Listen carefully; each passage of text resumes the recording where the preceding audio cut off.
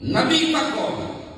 اس کے بعد جتنے اقوال آتے ہیں وہ اس لیے معتبر ہیں کہ ان کے پیچھے نبی کا قول ہے، ان کے پیچھے خدا کا قول. سبحان اللہ، سمجھے؟ سبحان اللہ.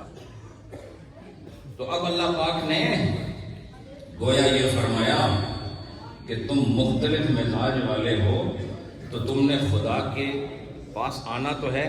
اب جو جاہل قسم کا آدمی وہی سوچتا ہے جب پیروں کو جاؤں گا تو سارے منزلیں طے ہو جائیں گی، تو وہ ایسا ہوتا ہے. لیکن پیر کرتا کیا ہے؟ پیر کرتا کیا ہے؟ جو سست ڈھیلے اور وہ عقیدت میں پرلے درجے کے سست قسم کے لوگ، وہ یہ کہتے ہیں پیر صاحب ایک نگاہ کریں اور کام ہو جائے. بولو جی ایسا ہی ہے. جی جی. اس کے بغیر تو آپ پیر کسی کو مانتے بھی نہیں.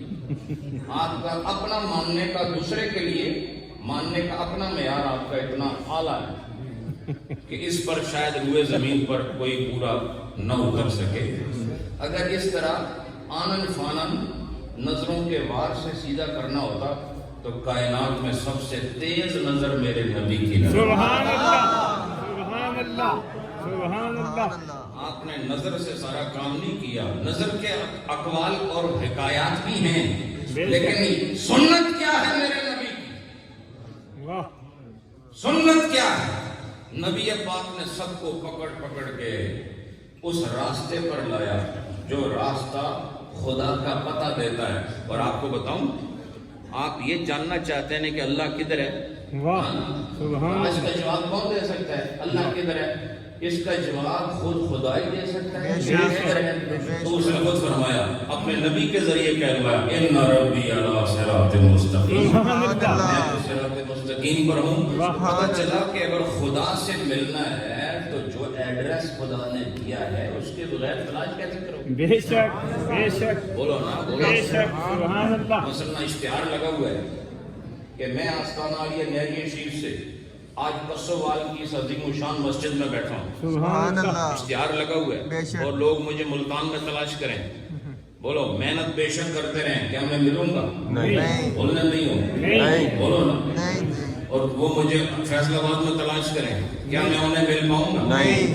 وہ مجھے اسلام آباد میں تلاش کریں، بولو نہیں. نہیں ملوں. تو جو پتہ میں نے بتایا ہے اس پر مل جاؤں گا. بولو بے شک. تو اللہ پاک نے گویا لوگوں کو یہ بتا دیا کہ لوگ کہتے ہیں خدا مل جائے، خدا مل جائے، خدا مل جائے. خدا مل جائے کیسے ملے گا؟ تو فرمائے جہاں کا پتہ اس نے بتایا ہے وہیں سے ملے گا. سبحان اور جہاں اللہ. خدا ملتا ہے وہ کوئی اور جگہ نہیں، وہ صراط مستقیم. سبحان اللہ. سبحان اللہ. تو جب تم صراط مستقیم پر نہیں ہو تو پھر خدا تک کیسے لے کے جاؤ گے؟ بے شک. خدا تک کیسے لے کے جاؤ گے؟ صراط مستقیم اور اس سبلنا کی بحث کے درمیان سے میں آپ کو یہ بتا رہا ہوں سبحان اللہ. کہ صرف نظر نہ مانگو. نظر مانگنے کا مطلب یہ ہے کہ تم انتہائی ناکارہ قسم کے آدمی ہو اور کوئی کام نہیں کرنا چاہتے. تم چاہتے ہو نماز نہ پڑھوں لیکن نماز کا ثواب ہو جائے. تم چاہتے ہو حج نہ کروں لیکن حج کا ثواب ہو جائے. اور تم چاہتے ہو کہ میں خیرات بھی نہ کروں اور میرے مال میں برکت ہو جائے. اور تم چاہتے ہو میں تسبیح بھی نہ پڑھوں اور میرا دل روشن ہو جائے. حضرات، اس سے بڑا نکمہ آدمی، اس سے بڑا اللہ کا احسان فراموش آدمی اور کوئی نہیں ہو سکتا کہ خود نبی کا پیغمبر جو سب سے بڑا محبوب ہے، جو خدا کی سب سے اول اور سب سے افضل مخلوق ہے. اس لفظ پہ غور کرو. اللہ کی اول اور اللہ کی افضل مخلوق ہے.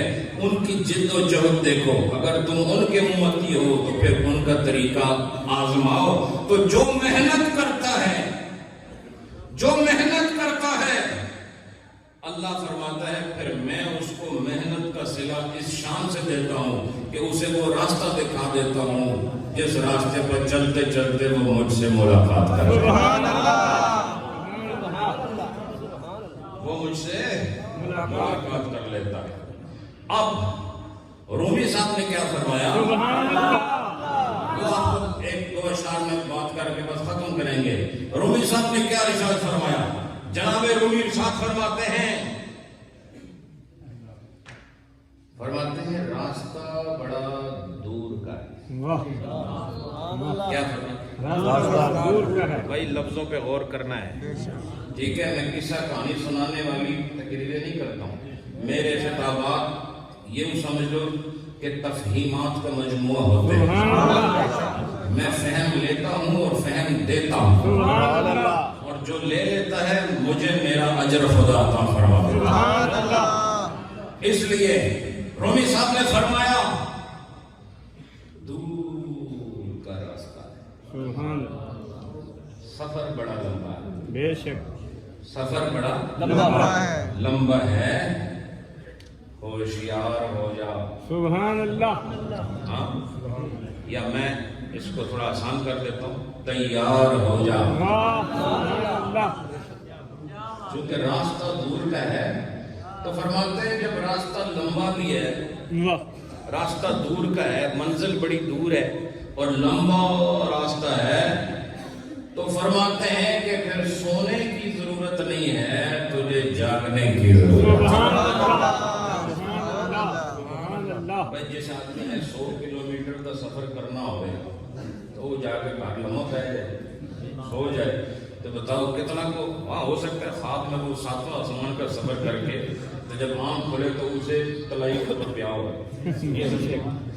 سمجھے کہ بے نہیں؟ شک. تو کیا فرمایا کہ تیرا سفر ہے دور کا، اور دور کا سفر جب آپ کو درپیش ہو تو پھر خواب کا کیا رشتہ، پھر نیند سے تیرا کیا علاقہ ہے، پھر سو جانے اور سستی کا اظہار کرنے کا تیرے ساتھ کیا تعلق ہے.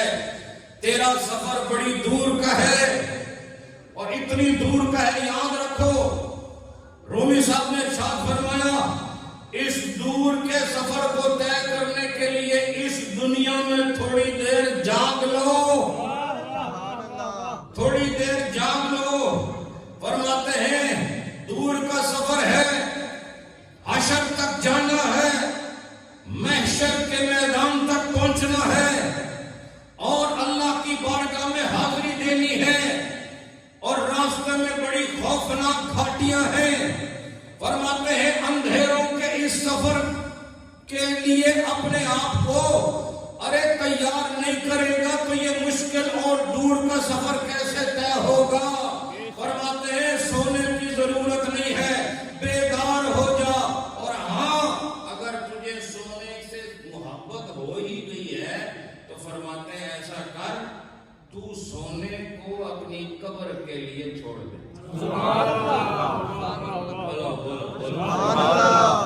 فرماتے ہیں تجھے بڑے آرام سے لٹایا جائے گا.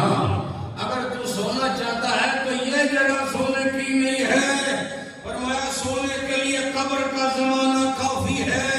اور فرماتے ہیں اگر تو واقعی سونا چاہتا ہے تو قبر سے بہتر جگہ سونے کی نہیں. اور یاد رکھو سلایا انہیں جاتا ہے جن سے محبت ہوتی ہے. اور میں یہ آپ کو بتانا چاہتا ہوں کہ اللہ کے محبوب بندے اس جہان میں بیدار رہتے ہیں، اور جب بیدار رہ کے خدا کی بارگاہ میں قبر کے اندر جاتے ہیں، فرشتے آ کر کہتے ہیں اے خدا کے محبوب بندے سو جا. فرماتے ہیں نم، کہتے ہیں سو جا سو جا سو جا. نم کا نومت العروس. فرماتے ہیں جیسے دلہن سوتی ہے ویسے سو جا. حضرات اس کا ہر آدمی نے اپنے مزاج کے مطابق ترجمہ کیا ہے، اور یہ فقیر اس کا ترجمہ یہ کرتا ہے کہ دلہن دلہن دلہن دلہن کون ہوتی ہے؟ دلہن وہ ہوتی ہے ایک خاص وقت ہے جس میں وہ دلہن ہوتی ہے، اور وہ وقت جب ختم ہو جائے پھر اسے دلہن کوئی نہیں کہتا. بے شک بے شک بے شک. پھر انہوں کہتے ہیں اٹھ کے پڑھ لے تو ہو. سمجھے کہ نہیں؟ تو سمجھ بھی لگی ہے کہ تو یہ دنیا کی دلہن بیچاری ایک رات کی دلہن. بے شک. एक दिन की दुल्हन ज्यादा से ज्यादा 2 दिन की होगी, 3 दिन की होगी, लेकिन चौथे दिन तो 12 बजे झाड़ू फेरना ही पड़ेगा, वरना उस पर झाड़ू फेर देते हैं। ये समझे? तो फरमाया कि दुल्हन दुनिया वाली दुल्हन बस इतनी दुल्हन होती है, वो या 24 घंटे या डबल कर लो, 24 दुआएं कितने होंगे, 48 घंटे। ये ਤੁਹਾਨੂੰ याद है इस वास्ते कि ਤੁਹਾਡੇ ਨਾਲ हो चुके हाँ, समझ आई कि नहीं? इसके बाद वो दुल्हन नहीं, और जब वो दुल्हन होती है, बोलो, उसका ससुर भी मोहब्बत से बात करता है, बोलो, बेशक उसको बड़ी नजाकत से बिठाते हैं। हालांकि वो 2 दिन पहले अपने घर में उछल कूद रही होती है, लेकिन जैसे ही दुल्हन बनी लिबास बदला, और जब वो दुल्हन होती है उसका मिजाज भी कुछ और होता है। बेशक बोलो, उसके कदम बड़ी नजाकत से होते हैं, बेशक वो पर्दे में होती है, और सारे कहते हैं ये आगे सीढ़ी आगे जरा एहतियात करना, नहीं समझे? कमरे में ले जाकर कहते हैं ये आपका बेड आ गया है, आराम से तशरीफ रखें। उसको सास भी मोहब्बत से पुकार रही है। वो घर के जो नया घर है, नए घर में नए लोग उसके साथ बड़े मानूस हो नजर आ रहे और बड़ा उसका एहतराम कर रहे हैं। इससे पता चला कि ये खास हालत है, और इस खास हालत के लिए उसके इर्द गिर्द रहने वालों का खास रवैया है। बेशक बेशक। लेकिन ये रवैया उस वक्त तक है जब तक उस पर दुल्हन का इतलाक रहेगा।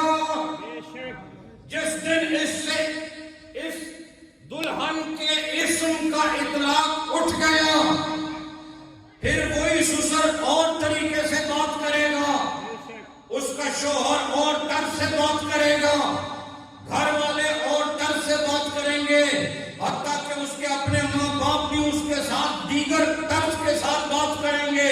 पता चला दुनिया की दुल्हन चंद घंटों की दुल्हन होती है, लेकिन जिसने रब को बनाने के लिए रात जागते हुए गुजार दी, उन्हें फरिश्ते कहते हैं अब सो जा, दुल्हन की तरह सो जा, और तू दुल्हन एक रात के लिए नहीं है, बल्कि सुबह महशर तक तुझे दुल्हन की हालत में सोना है।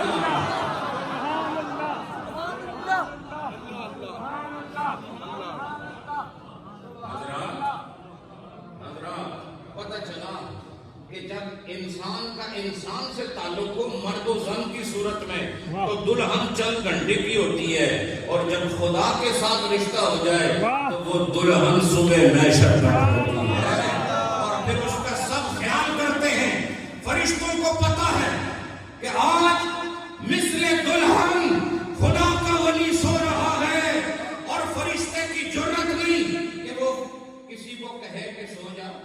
फरिश्ते के पास इख्तियार किधर है भाई? बेशक बोलो, बेशक।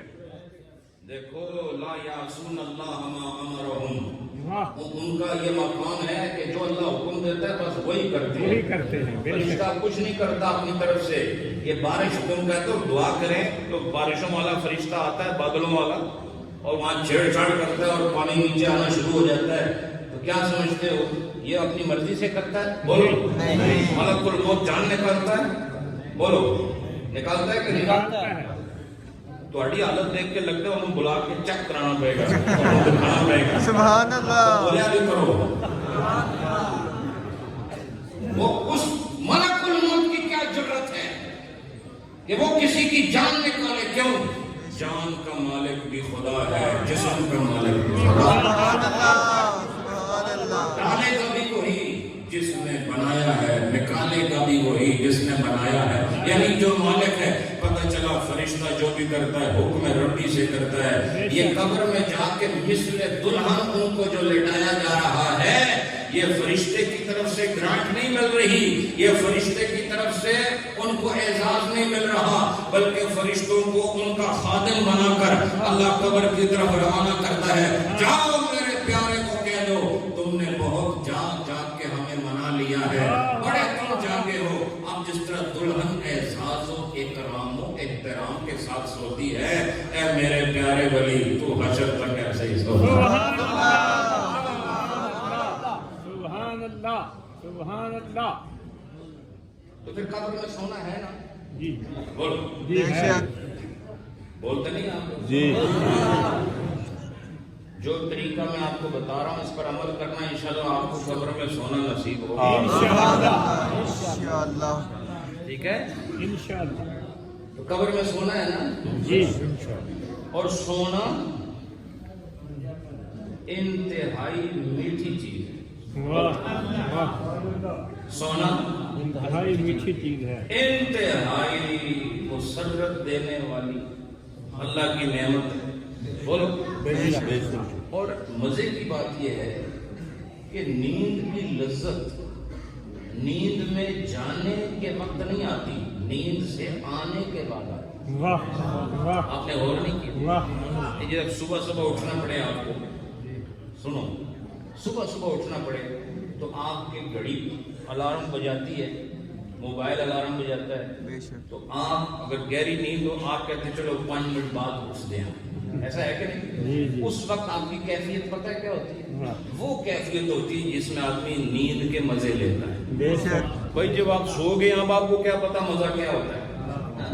क्या बात समझे कि नहीं बेशक। इससे पता चला कि नींद असल में उस कैफियत का नाम है कि जिसमें जाने के बाद जब आंख खुले तो आदमी को एहसास होता है कि मुझ पर खुदा की मेहरबानी हो गई सुभान अल्लाह वो जिन्होंने आंख को खुला रखा बोलो बोलो वाह जिन्होंने आंख को खुला रखा और बेदार रहे एक वक्त आया कि उन्हें कहा बहुत आंखें खुली रखी हैं अब जरा बंद करो बंद करो बंद करके जब आखिर में फिर खोला जाएगा उस वक्त उन्हें उस नींद का कैफ मालूम होगा पता चला हशर के दिन उनको उठाया जाएगा और वो इस हाल में उठेंगे कि ला खौफुन अलैहिम वला हुम यहज़नून पता चला हजरात कि इस दुनिया में रहते हुए दूर के सफर की तैयारी करने के वास्ते बेदार होना जरूरी है और आराम करना है तो उन्हीं साहब फरमाते हैं उसके लिए कब्र का जमाना काफी है सुभान अल्लाह मसलन मसलन मसलन आपके दादा जान है उनको फोत हुए मिसाल के तौर पर 40 साल हो गए बाद आप में पुराने बुजुर्ग होंगे उनके दादा जान को या परदादा को सोए फोत हुए कितना अरसा हो गया 100 साल हो गए होंगे अब बताओ 100 साल से वो लेटे हुए तो रूमी साहब यही कहते हैं कि लेटने काम उधर का है इधर का नहीं है। सुभान अल्लाह खड़े होने की जगह है वो ये खड़े होने की जगह है तो अगर तुम यहाँ लेट गए तो वहां तुम्हें वो खड़ा कर देगा। नहीं समझे तो अगर तुम वहां लेटना चाहते हो तो इधर खड़े रहो और अगर वहां खड़े रहना चाहते हो तो इधर लेटे रहो यानी गोया जो गाफिल हो गया वो सजा पा गया और जो बेदार हो गया उसका बेड़ा पार हो गया। अब इस शेर को आप समाज करें वल्लज़ीना जाहदू फीना का मतलब ही यही है कि बेदार रहो सुभान अल्लाह नमाज के वक्त नमाज पढ़ो ये भी जिहाद है ज़कात के वक्त ज़कात दो ये भी जाहदू फीना में शामिल है पिछली रात उठ के सजदे करो ये भी जाहदू फीना में शामिल है और कोई हराम चीज सामने आए और आप दस्तकश हो जाओ ये भी जाहदू फीना है और नजर के सामने कोई नापाक मंजर आ जाए तो अपनी आंखों को बंद करके रुख को बदल लेना ये जाहदू फीना के अंदर शामिल है और कानों को गीबत से बचा लेना ये जाहदू फीना में शामिल है और अपनी जबान को सच्चाई के लिए हमेशा के लिए मुख्तस कर देना ये जाहदू फीना के अंदर शामिल है और आंखों से थोड़े थोड़े कतरे बहा कर उसकी मोहब्बत में रो लेना जाहदू फीना के अंदर शामिल है तो फरमाते हैं जिसने ये सारे अमल जारी रखे उसने जिहाद को जारी रखा और अल्लाह फरमाता है जिसने इस सिलसिले को जारी रखा हम उसको अपनी तरफ आने का खूबसूरत रूट अता करेंगे रास्ता अता करेंगे और रूमी साहब ने क्या फरमाया कि ये रास्ता बड़ा लंबा है ये रास्ता बड़ा तवील है इसलिए होशियार हो जा और फरमाते हैं तू नींद को कब्र के लिए छोड़ दे और दुनिया में बेदारी को अख्तियार कर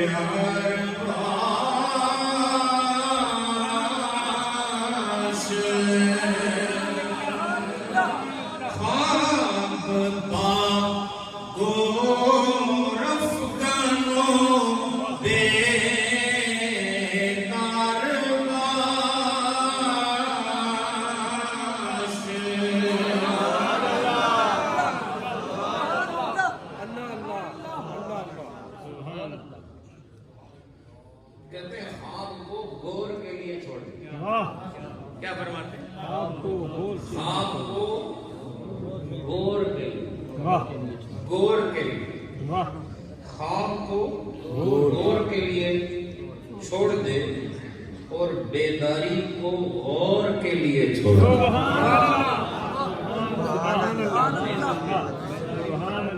جو جس نے غور کیا اس کی غور اس کے لیے کمانیت کا سامان ہو جائے۔ اچھا مزے کی بات، ہمارے علماء بیٹھے ہمارا یہ غور و غورن بھی گہرائی میں جانے کو کہتے ہیں، بے شک تو علماء کرام کرام جان نہیں سمجھے کیا مطلب ہے غور کا؟ یا چلو غار کو غار کیوں کہتے ہیں؟ واہ اس لیے کہ غار کی گہری ہوتی ہے، بے بولو شک غار گہری ہوتی ہے، اور قبر یہ بھی گہری ہوتی ہے۔ تو گویا رومی صاحب یہ فرمانا چاہتے ہیں کہ گور کو وہ بھی گہری ہے، اس گہرے مقام کو اپنے لیے سکون کا مسکن بنانے کے لیے تجھے اس دنیا میں گہرے ایمان اور گہری فکر کی ضرورت ہے۔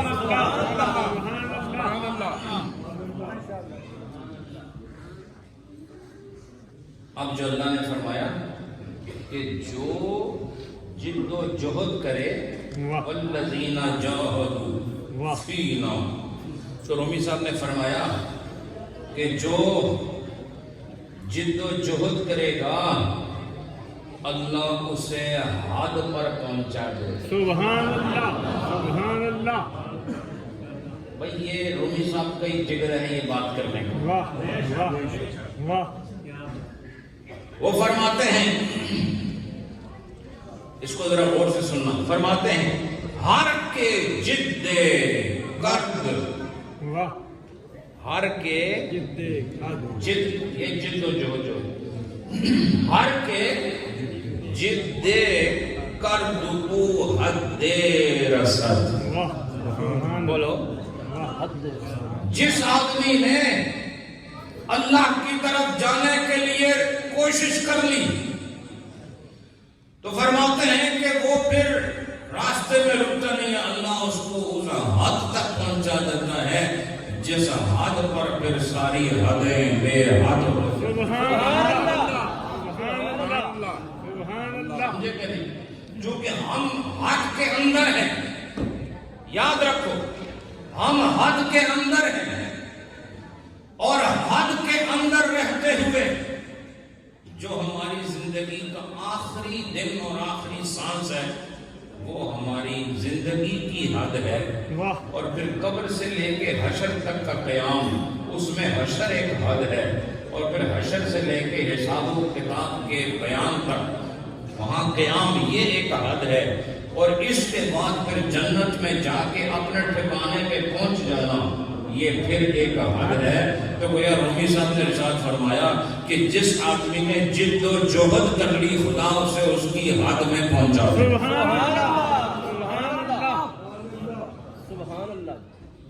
تو اپنی حدوں کو چھونا چاہتے ہو کہ نہیں؟ اپنی حدوں کو چھونا چاہتے ہو کہ نہیں؟ اور اب فرماتے ہیں کہ اس حد کو چھونے کے لیے، اس حد کو چھونے کے لیے تمہیں رنج ضرور آزمانا ہوگا۔ بے شک کیا چیز؟ رنج کیا ہوتا ہے؟ دیکھو تھوڑا سا بھی تکلیف آپ کو محسوس ہوئی اس سے جو کیفیت پیدا ہوتی ہے اس کو رنج کہتے ہیں۔ بولو، مثلا روزہ رکھنا ہے تو آپ کو بھوک لگی تو برداشت کرتے ہو جی، بس وہ ایک کیفیت ہے، رنج سے خالی نہیں۔ پیاس لگتی ہے، رنج سے خالی نہیں۔ نماز کے لیے ٹھنڈے پانی سے وضو کرنا پڑتا ہے، رنج سے خالی نہیں۔ بے شک اور نماز پڑھنے کے لیے کھڑے ہونا پڑتا ہے، پھر رکوع کرنا پڑتا ہے، پھر سجدے میں جانا پڑتا ہے، پھر قعدہ میں بیٹھنا پڑتا ہے، یہ اٹھنا بیٹھنا پڑتا ہے، اور حج میں گول گول چکر کاٹنا پڑتا ہے۔ بولو نا، پھر ایک پہاڑی سے دوسری پہاڑی میں دوڑنا پڑتا ہے، اور 2 قسم کے کپڑے پہننے ہوتے ہیں، بس 2 چادروں میں ملبوس ہونا پڑتا ہے، پھر جاؤ اسی طرح مسافرانہ جا کے مینا میں راتیں رہنا پڑتا ہے، مزدلفہ کی رات گزارنی پڑتی ہے، اور پھر جا کے عرفات سے آتے ہوئے مزدلفہ سے ہوتے ہوئے اگلے دن جا کے شیطانوں سے ملاقات کرنی پڑتی ہے۔ نہیں سمجھے؟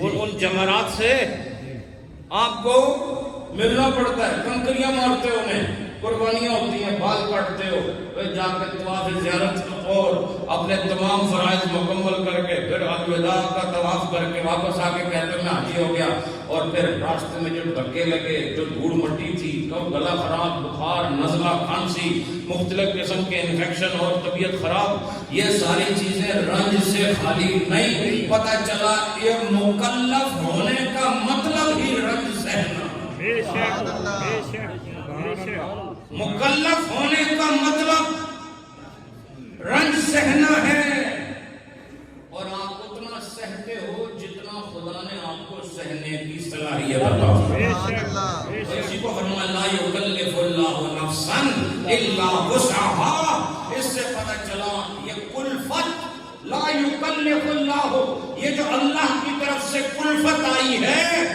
یہ کلفت آپ تحت قدرت آئی ہے، جتنا آپ کے اندر قدرت ہے اتنی خدا کلفت دے رہا ہے، اور اس میں رنج لازمی ہے، اور فرمایا جب یہ رنج تم برداشت کر لیتے ہو تو رومی صاحب نے فرمایا کہ جسے یہ رنج برداشت کرنے کا ملکہ حاصل ہو جائے اور وہ رنج برداشت کرتے کرتے قبر میں اتر جائے تو فرماتے ہیں رنج کے بعد پھر اسے گنج عطا کیا جائے، سبحان اللہ سبحان اللہ گنج بخش فیض یار۔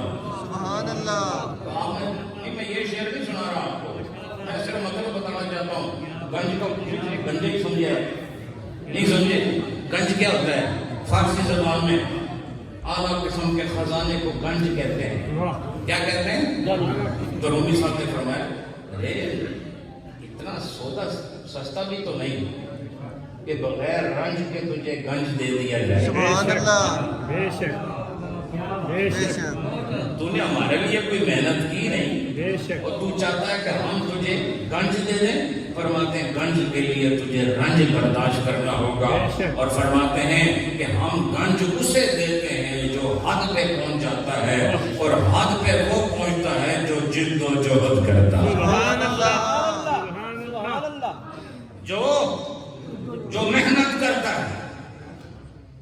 اور یاد رکھو، اسی لیے میں یہ بیان آپ کے سامنے کر رہا ہوں، جو آپ سے کہے گا آنن فانن تمہارے لیے سارے راستے آسان کرو، جاؤ تمہارا بیڑا پار ہو گیا، ارے نبی صاحب فرماتے ہیں ایسے بیڑا پار نہیں ہوتا، یہ دور کا رستہ ہے، بے شک سبحان اللہ بے شک یہ دوری کا رستہ ہے، اور ساری عمر چلنا پڑتا ہے، ساری عمر نماز پڑھنی پڑتی ہے، ساری عمر حرام سے بچنا پڑتا ہے، ساری عمر جھوٹ سے بچنا پڑتا ہے، ساری عمر زکوٰۃ دینی پڑتی ہے، ساری عمر خدا کا مطیع و فرما بردار رہنا پڑتا ہے، اور ساری عمر